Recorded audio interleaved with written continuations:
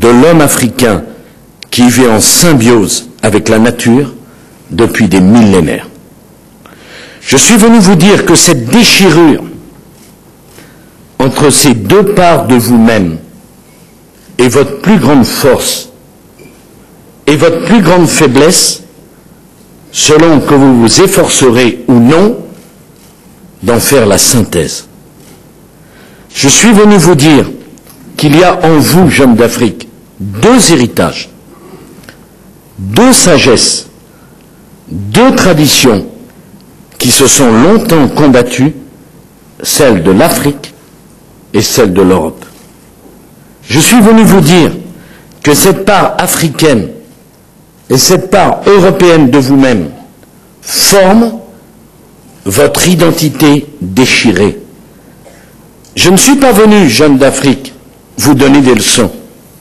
Je ne suis pas venu vous faire la morale. Je suis venu vous dire que la part d'Europe qui est en vous est le fruit d'un grand péché d'orgueil de l'Occident, mais que cette part d'Europe en vous n'est pas indigne, car elle est l'appel de la liberté, de l'émancipation, de la justice et de l'égalité entre les femmes et les hommes, car elle est l'appel à la raison et à la conscience universelle. Le drame de l'Afrique, c'est que l'homme africain n'est pas assez entré dans l'histoire.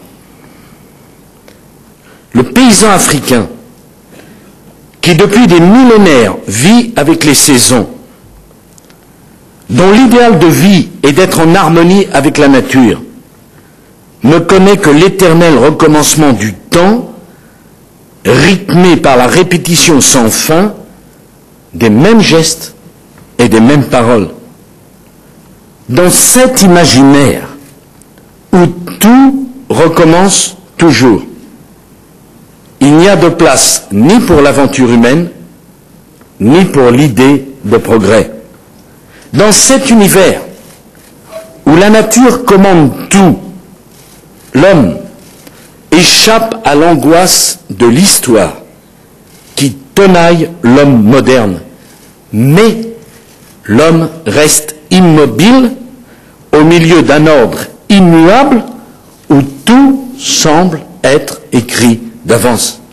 Jamais l'homme ne s'élance vers l'avenir. Jamais il ne lui vient à l'idée de sortir de la répétition pour s'inventer un destin. Le problème de l'Afrique, et permettez à un ami de l'Afrique de le dire, il est là. Le défi de l'Afrique, c'est d'entrer davantage dans l'histoire. C'est de puiser en elle, l'Afrique, l'énergie, la force, l'envie, la volonté d'écouter et d'épouser sa propre histoire.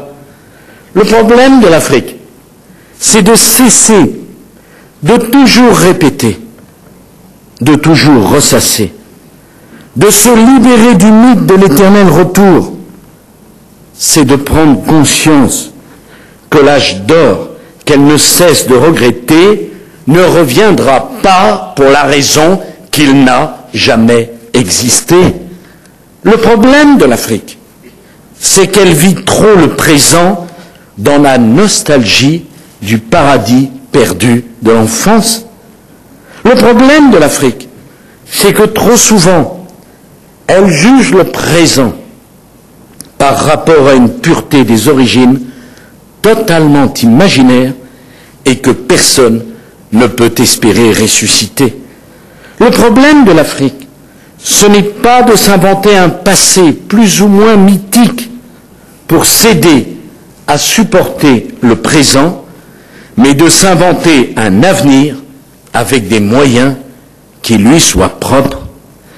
Le problème de l'Afrique, ce n'est pas de se préparer au retour du malheur, comme si celui-ci devait indéfiniment se répéter, mais de vouloir se donner les moyens de conjurer le malheur, car l'Afrique a le droit au bonheur comme tous les autres continents du monde. Le problème de l'Afrique, c'est de rester fidèle à elle-même sans rester immobile. Le défi de l'Afrique, c'est d'apprendre à regarder son accession à l'universel, non comme un reniement de ce qu'elle est, mais comme un accomplissement. Le défi de l'Afrique, c'est d'apprendre à se sentir l'héritière de tout ce qu'il y a d'universel dans toutes les civilisations humaines. C'est de s'approprier les droits de l'homme, la démocratie, la liberté, l'égalité, la justice, comme l'héritage commun de toutes les civilisations et de tous les hommes. C'est de s'approprier la science et la technique moderne comme le produit de toute l'intelligence humaine. Le défi de l'Afrique est celui de toutes les civilisations, de toutes les cultures, de tous les peuples qui veulent garder leur identité sans s'enfermer parce qu'ils savent que l'enfermement est mortel. Les civilisations sont grandes à la mesure de leur participation au grand métissage de l'esprit humain. La faiblesse de l'Afrique, qui a connu sur son sol tant de civilisations brillantes, ce fut longtemps de ne pas participer assez à ce grand métissage. Elle a payé cher l'Afrique, ce désengagement du monde qui l'a rendue vulnérable. Mais de ces malheurs, l'Afrique a tiré une force nouvelle en se métissant à son tour. Ce métissage, quelles que fussent les conditions douloureuses de son avènement, est la vraie force et la vraie chance de l'Afrique au moment où émerge la première civilisation mondiale. La civilisation musulmane, la chrétienté, la colonisation, au-delà des crimes et des fautes qui furent commises en leur nom et qui ne sont pas excusables, ont ouvert les cœurs et les mentalités africaines à l'universel et à l'histoire. Ne vous laissez pas, jeunes d'Afrique, voler votre avenir par ceux qui ne savent opposer à l'intolérance que l'intolérance et au racisme que le racisme. Ne vous laissez pas, jeunes d'Afrique, voler votre avenir par ceux qui veulent vous exproprier d'une histoire qui vous appartient aussi, parce qu'elle fut l'histoire douloureuse de vos parents, de vos grands-parents et de vos aïeux. N'écoutez pas, jeunes d'Afrique, ceux qui veulent faire sortir l'Afrique de l'histoire au nom de la tradition, parce qu'une Afrique où plus rien ne changerait serait de nouveau condamnée à la servitude. N'écoutez pas, jeunes d'Afrique, ceux qui veulent vous empêcher de prendre votre part dans l'aventure humaine, parce que sans vous, jeunes d'Afrique, qui êtes la jeunesse du monde, l'aventure humaine sera moins belle. N'écoutez pas, jeunes d'Afrique, ceux qui veulent vous déraciner, vous priver de votre identité, faire table rase de tout ce qui est africain, de toute la mystique, la religiosité, la sensibilité, la mentalité africaine. Parce que pour échanger, il faut avoir quelque chose à donner. Parce que pour parler aux autres, il faut avoir quelque chose à leur dire. Écoutez plutôt, jeunes d'Afrique, la grande voix du président Senghor, qui chercha toute sa vie à réconcilier les héritages et les cultures, au croisement desquels les hasards et les tragédies de l'histoire avaient placé l'Afrique. Il disait, lui, l'enfant de Joal, qui avait été bercé par les rhapsodies des griots, il disait, nous sommes des métis culturels. Et si nous sentons en nègre, nous nous exprimons en français, parce que le français est une langue à vocation universelle, que notre message s'adresse aussi aux Français et aux autres hommes. Il disait aussi, le français nous a fait don de ces mots abstraits, si rares dans nos langues maternelles. Chez nous, les mots sont naturellement nimbés d'un halo de sève et de sang. Les mots du français, eux, rayonnent de mille feux comme des diamants, des fusées qui éclairent notre nuit. Ainsi parlait le président Senghor, qui fait honneur à tout ce que l'humanité comprend d'intelligence. Ce grand poète et ce grand Africain voulait que l'Afrique se mît à parler à toute l'humanité, et lui écrivait en français des poèmes pour tous les hommes. Ces poèmes étaient des chants qui parlaient à tous les hommes d'êtres fabuleux, qui gardent des fontaines, qui chantent dans les rivières et qui se cachent dans les arbres. Des poèmes qui leur faisaient entendre les voix des morts du village et des ancêtres. Des poèmes qui faisaient traverser des forêts de symboles et remonter jusqu'aux sources de la mémoire ancestrale que chaque peuple garde au fond de sa conscience, comme l'adulte garde au fond de la sienne le souvenir du bonheur de l'enfance.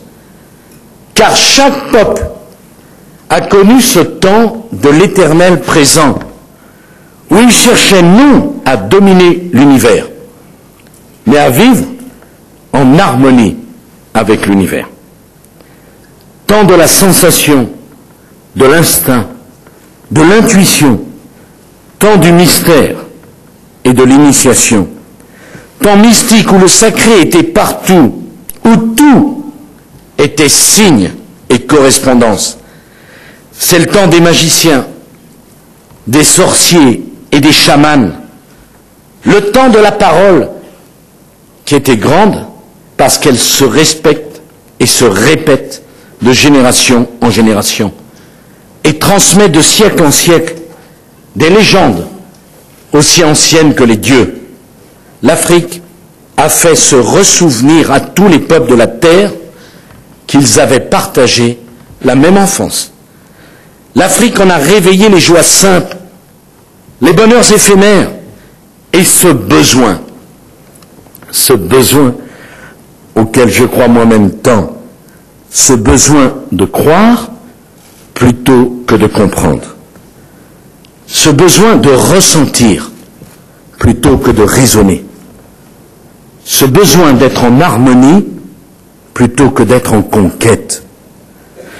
Ceux qui jugent la culture africaine arriérée, ceux qui tiennent les Africains pour de grands enfants, tous ceux-là ont oublié que la Grèce antique, qui nous a tant appris sur l'usage de la raison, avait aussi ses sorciers, ses devins, ses cultes à mystère, ses sociétés secrètes, ses bois sacrés et sa mythologie qui venait du fond des âges et dans laquelle nous puisions encore aujourd'hui un inestimable trésor de sagesse humaine.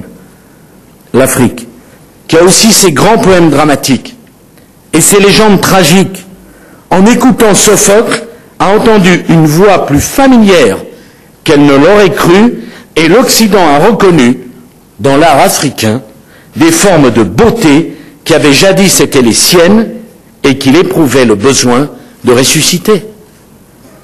Alors entends, jeunesse d'Afrique, combien Rimbaud est africain quand il met des couleurs sur les voyelles, comme vos ancêtres en mettaient sur leurs masques. Rimbaud, masque noir, masque rouge, masque blanc et noir. Ouvrez les yeux, jeunes d'Afrique, et ne regardez plus, comme l'ont fait trop souvent vos aînés, la civilisation mondiale comme une menace pour votre identité, mais la civilisation mondiale comme quelque chose qui vous appartient aussi. Dès lors, vous reconnaîtrez dans la sagesse universelle une part de la sagesse que vous tenez de vos pères et que vous aurez la volonté de faire fructifier. Alors commencera ce que j'appelle de mes vœux la renaissance africaine. Dès lors que vous proclamerez que l'homme africain n'est pas voué à un destin qui serait fatalement tragique, et que partout en Afrique, il ne saurait y avoir d'autre but que le bonheur, alors commencera la renaissance africaine. Dès lors que vous, jeunes d'Afrique, vous déclarerez qu'il ne saurait y avoir d'autre finalité pour une politique africaine que l'unité de l'Afrique et l'unité du genre humain, alors commencera la renaissance africaine. Dès lors que vous regarderez bien en face la réalité de l'Afrique et que vous la prendrez à bras le corps, alors commencera la renaissance africaine. Car le problème de l'Afrique, c'est qu'elle est devenue un mythe que chacun reconstruit pour les besoins de sa cause. Et ce mythe empêche de regarder en face la réalité de l'Afrique. La réalité de l'Afrique, c'est une démographie trop forte pour une croissance économique trop faible. La réalité de l'Afrique, c'est encore trop de famine et trop de misère. La réalité de l'Afrique, c'est la rareté qui suscite la violence. La réalité de l'Afrique, c'est le développement qui ne va pas assez vite, c'est l'agriculture qui ne produit pas assez, c'est le manque de routes, c'est le manque d'écoles, c'est le manque d'hôpitaux. La réalité de l'Afrique, c'est un grand gaspillage d'énergie, de courage, de talent et d'intelligence. La réalité de l'Afrique, c'est celle d'un grand continent qui a tout pour réussir et qui ne réussit pas parce qu'il n'arrive pas à se libérer de ces mythes. La renaissance de l'Afrique, la renaissance dont l'Afrique a besoin, vous seuls, jeunes d'Afrique, vous pourrez l'accomplir parce que vous seuls en aurez la force. Eh bien, cette renaissance, je suis venu vous la proposer. Je suis venu vous proposer que nous l'accomplissions ensemble, parce que la renaissance de l'Afrique dépend pour une large part la renaissance de l'Europe et la renaissance du monde. Je sais l'envie de partir qu'éprouve un si grand nombre d'entre vous, confrontés aux difficultés de l'Afrique. Je sais la tentation de l'exil qui pousse tant de jeunes Africains à aller chercher ailleurs ce qu'ils ne trouvent pas ici pour faire vivre leur famille. Je sais ce qu'il faut de volonté, ce qu'il faut de courage pour tenter cette aventure, pour quitter sa patrie, la terre où l'on est né, où l'on a grandi, pour laisser derrière soi les lieux familiers où l'on a été heureux, l'amour d'une mère, d'un père, d'un frère, et cette solidarité, cette chaleur, cet esprit communautaire qui sont si forts en Afrique. Je sais ce qu'il faut de force d'âme pour affronter le dépaysement, l'éloignement, la solitude. Je sais ce que la plupart d'entre vous doivent affronter comme épreuve, comme difficulté et comme risque. Je sais qu'ils iront parfois jusqu'à risquer leur vie pour aller au bout de ce qu'ils croient être leur rêve. Je sais que rien ne les retiendra, car rien ne retient jamais la jeunesse quand elle se croit portée par ses rêves. Je ne crois pas que la jeunesse africaine ne soit poussée à partir que pour fuir la misère. Je crois que la jeunesse africaine s'en va parce que, comme toutes les jeunesses, elle veut conquérir le monde. Comme toutes les jeunesses, elle a le goût de l'aventure et du grand large. Elle veut aller voir comment on vit, comment on pense, comment on travaille, comment on étudie ailleurs. L'Afrique n'accomplira pas sa renaissance en coupant les ailes de sa jeunesse. Mais l'Afrique a besoin de sa jeunesse. Et la renaissance de l'Afrique commencera en apprenant à la jeunesse africaine à vivre avec le monde, non à le refuser. La jeunesse africaine doit avoir le sentiment que le monde lui appartient, comme à toutes les jeunesses de la terre. La jeunesse africaine doit avoir le sentiment que tout deviendra possible, comme tout semblait possible aux hommes de la Renaissance.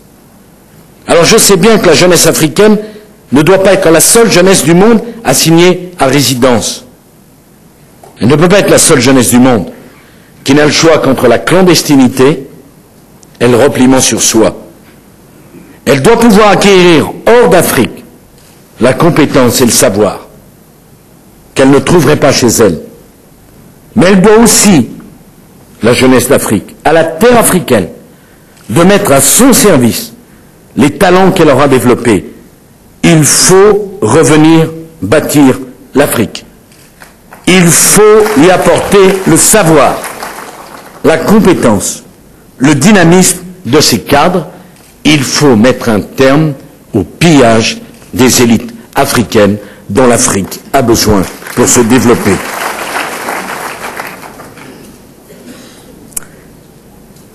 Ce que veut la jeunesse africaine, c'est de ne pas être à la merci des passeurs sans scrupules qui jouent avec leur vie. Ce que veut la jeunesse d'Afrique, c'est que sa dignité soit préservée. C'est pouvoir faire des études, c'est pouvoir travailler, c'est pouvoir vivre décemment. C'est au fond ce que veut toute l'Afrique. L'Afrique ne veut pas de la charité. L'Afrique ne veut pas d'aide. L'Afrique ne veut pas de passe-droit. Ce que veut l'Afrique et ce qu'il faut lui donner, c'est la solidarité, la compréhension et le respect.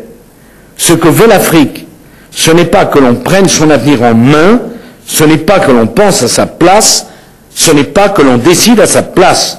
Ce que veut l'Afrique et ce que veut la France avec elle, c'est la coopération, c'est l'association, c'est le partenariat entre des nations égales en droit et en devoir. Jeunesse d'Afrique, vous voulez la démocratie, vous voulez la liberté, vous voulez la justice, vous voulez le droit, eh bien c'est à vous d'en décider. La France ne décidera pas à votre place. Mais si vous choisissez la démocratie, la liberté, la justice et le droit, alors la France s'associera à vous pour les construire. Jeunes d'Afrique, la mondialisation telle que se fait ne vous plaît pas. Eh bien l'Afrique a payé trop cher le mirage du collectivisme et du progressisme pour céder à celui du laisser-faire. Jeunes d'Afrique, vous croyez que le libre-échange est bénéfique, mais que ce n'est pas une religion. Vous croyez que la concurrence est un moyen, mais que ce n'est pas une fin en soi. Vous ne croyez pas au laisser-faire. Vous savez qu'à être trop naïf, l'Afrique serait condamnée à devenir la proie des prédateurs du monde entier, et cela vous ne le voulez pas. Vous voulez une autre mondialisation, avec plus d'humanité, avec plus de justice, avec plus de règles. Eh bien, je suis venu vous dire que la France le veut aussi.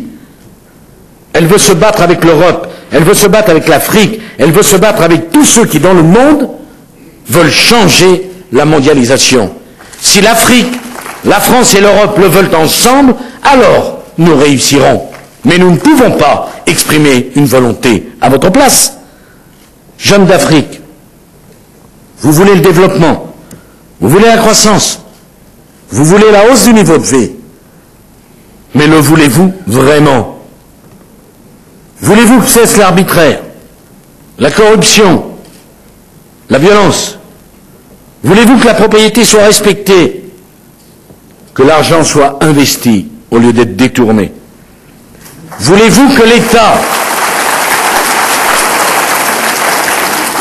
se remette à faire son métier, qu'il soit allégé des bureaucraties qui l'étouffent, qu'il soit libéré du parasitisme, du clientélisme, que son autorité soit restaurée, qu'il domine les fidélités, qu'il domine les corporatistes? Voulez-vous que partout règne l'état de droit, qui permet à chacun de savoir raisonnablement ce qu'il peut attendre des autres? Si vous le voulez, alors la France sera à vos côtés pour l'exiger, mais personne ne le voudra à votre place. Voulez-vous qu'il n'y ait plus de famine sur la terre africaine? Voulez-vous que sur la terre africaine, il n'y ait plus jamais un seul enfant qui meure de faim? Alors cherchez l'autosuffisance alimentaire, alors développez les cultures vivrières. L'Afrique a d'abord besoin de produire pour se nourrir. Eh bien, si c'est ce que vous voulez, Jeunes d'Afrique, vous tenez entre vos mains l'avenir de l'Afrique. Et la France travaillera avec vous pour bâtir cet avenir. Vous voulez lutter contre la pollution. Vous voulez que le développement soit durable. Vous voulez que les générations actuelles ne vivent plus au détriment des générations futures. Vous voulez que chacun paye le véritable coût de ce qu'il consomme. Vous voulez développer les technologies propres. Eh bien, c'est à vous de le décider. Mais si vous le décidez, la France sera à vos côtés. Vous voulez la paix sur le continent africain. Vous voulez la sécurité collective. Vous voulez le règlement pacifique des conflits. Vous voulez mettre fin au cycle infernal de la vengeance et de la haine. C'est à vous, mes amis africains, de le décider.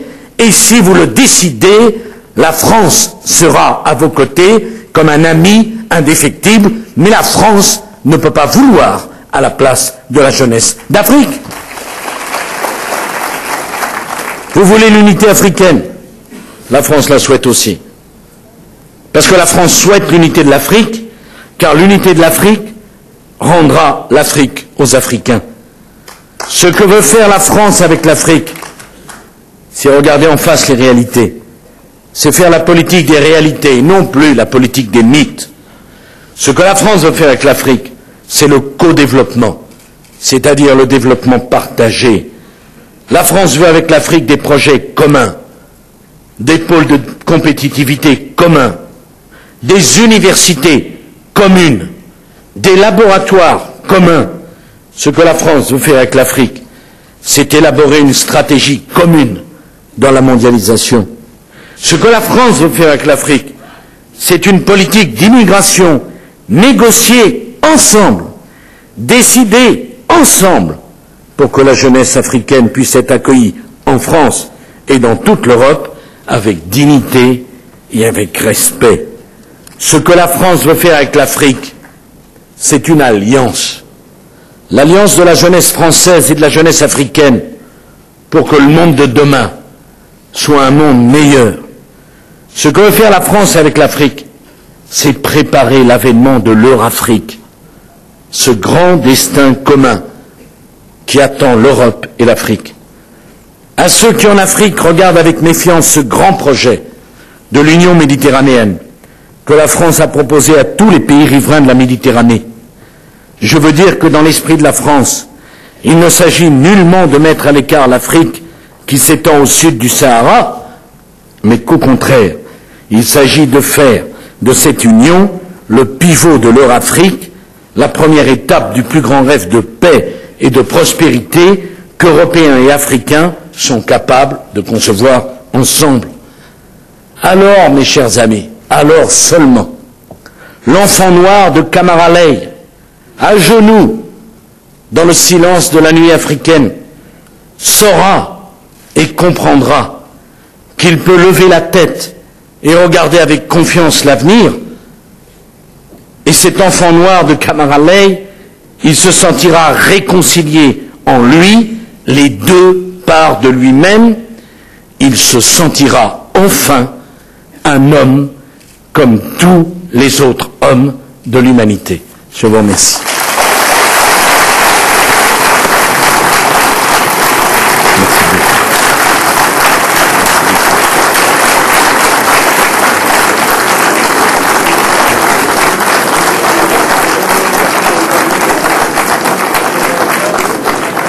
C'est important, c'est sur RTS 1.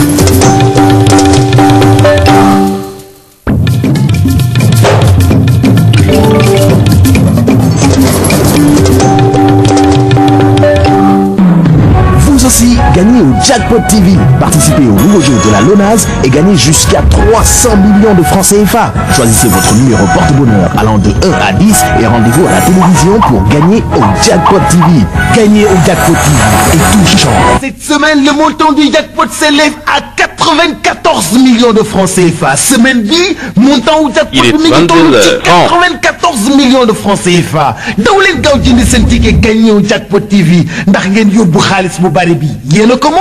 Événement dans l'arène, événement dans la lutte avec frappe. L'homme des grands défis.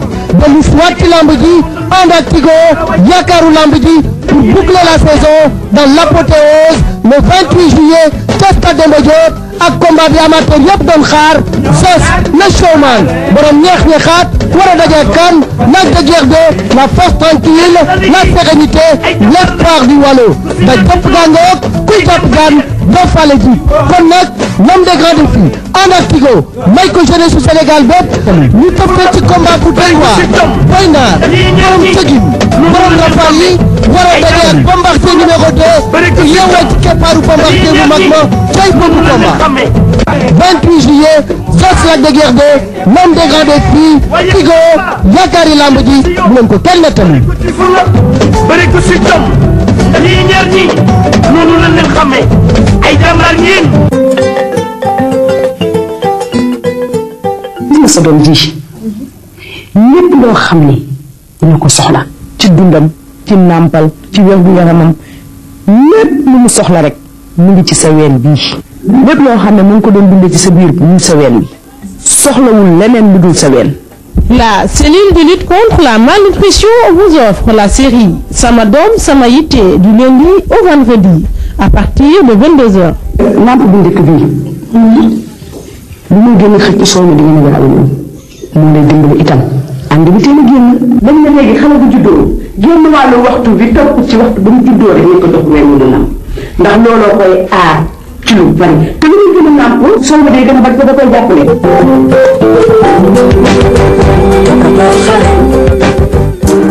ci xel mu sell yu sunduur li vocal super étoile Sénégal yëpp seede ko ñu ne dañuy rendre hommage El Hadj Mansour Mbaye Mbaye ma jàkk Fatim Ngone kooku nag di xaritu Sénégal yëpp Sénégal amu ci xàjj ak seen ñëpp ay xaritam lañu mbokk yi nag ñu ne dañ koy rendre hommage vendredi 27 juillet ca théâtre national Daniel Sorano ce sera sous le patronage de son excellence maître Abdoulaye Wade président de la République du Sénégal sous la présence effective de monsieur Mame Birame Diouf ministre de la culture et du patrimoine historique classé mbokk yi guddi gi rëy na de première partie ba ku koy tëgg ñu ne Alaaji Samba Jabare Samba Adja Xaar Mbay ma jaaga Fatou Guewel ak groupe Sopp Noreyni Adja Kiné Lam loolu yëpp ci wàllu traditionnel waaye nag dem si nag yu sunduroo super étoile tëj guddi gi ci soirée boo xam ne kenn mësu koo gis dugg ba ñetti junni lay doon ñoreen ba kan la ñu ne madame Ndeye Marie Diallo épouse de monsieur Pape Diop maire de la ville de Dakar ak madame Marième Faye épouse de monsieur Macky Sall président de l'Assemblée nationale Adja Awa Diop questeur à l'Assemblée nationale Babacar Lo grand promoteur ndaw guddi gu rëy Mbaye ma caaka Fatim Ngone moo sagal Sénégal nag jàppale ñëpp ci Sénégal ndaw guddi gu rëy ku ko rendrul hommage Sénégal ñun ñu rendre ko hommage lii la. La 4e réunion du comité de pilotage du projet ADEL s'est tenue à Tambacounda. Ce comité définit les orientations, valide les rapports d'activité et amende les propositions. La rencontre a réuni les différents acteurs impliqués dans l'exécution du projet. ADEL, le projet d'appui à la décentralisation et au développement local, intervient dans les départements de Bakel, de Tamba et de Vélingara. Démarré en septembre 2003, le projet, une initiative du gouvernement du Sénégal, est financé par l'Agence française de développement. Son ambition, doter les populations rurales d'infrastructures et d'équipements collectifs en renforçant en même temps les capacités des élus locaux. Nous sommes partis d'un terrain vierge, sur un terrain vierge j'allais dire, avec des communautés rurales très peu organisées, d'un niveau relativement faible, pour essayer de construire avec elles un projet assez complexe et assez novateur, caractérisé par la création de groupements d'intérêt communautaire, une gestion de subventions et la réalisation de la maîtrise d'ouvrage par les communautés rurales. À 5 mois du projet, ça a été très difficile au début. On y arrive quand même avec des engagements financiers d'un montant environ de 1,6 milliard aujourd'hui, près de 500 micro-réalisations qui sont soit réceptionnées ou qui sont en cours de réalisation. Je pense que tout cela permet de dire que sur le plan de l'atteinte du premier objectif, le projet aura contribué à renforcer le niveau d'équipement des communautés rurales. Au niveau des ressources humaines également, nous avons mis en place un plan de formation et de communication qui a permis de mettre en place des commissions, de les dynamiser et de renforcer un peu les capacités des élus locaux. Nouvelle génération de projets pilotes directement exécutés par les collectivités locales, ADEL innove dans le processus de responsabilisation des populations à la base. par la création de GIC, groupement d'intérêt communautaire. Le GIC reçoit directement l'argent, passe les marchés et suit le déroulement des travaux grâce à l'appui de son ingénieur conseil.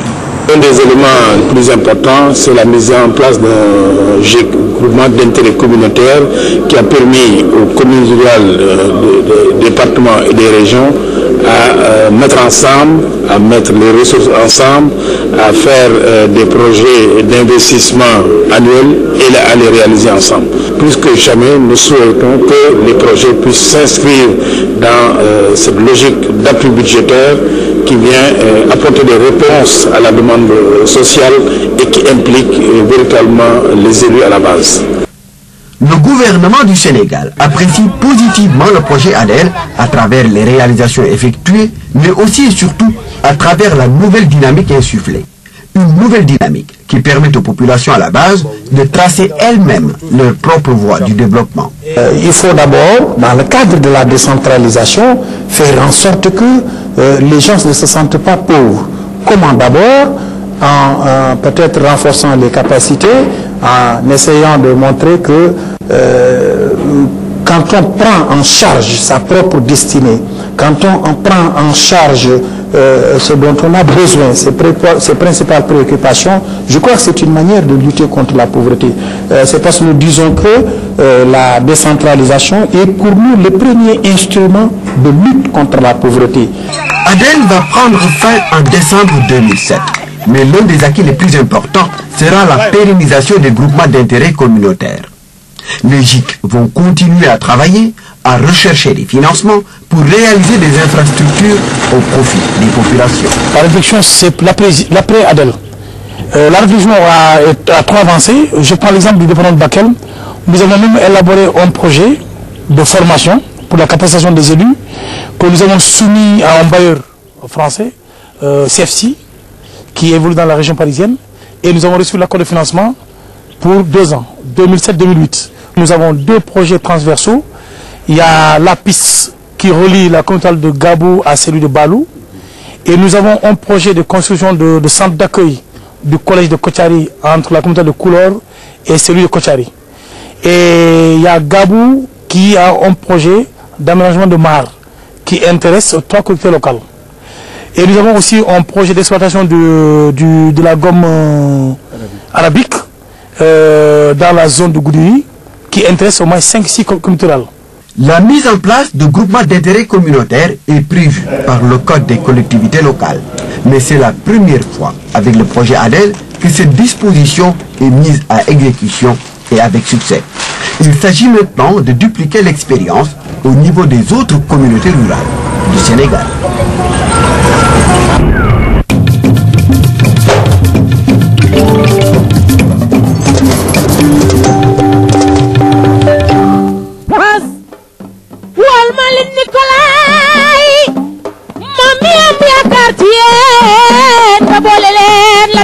bu bes ba na ngeen def na mu waree mu ànd ak yar ak teey te xam ne na bokk réew mi kaay ñu bare ku ci man sa morom daan yaa ne bare. Lac de Guiers ak Zos contrat bu mu war a signé yëpp signé na ko jaar na ci yoon respecté na clause contrat yëpp nit ku dëggu la maag moom géré nañ contrat bi ba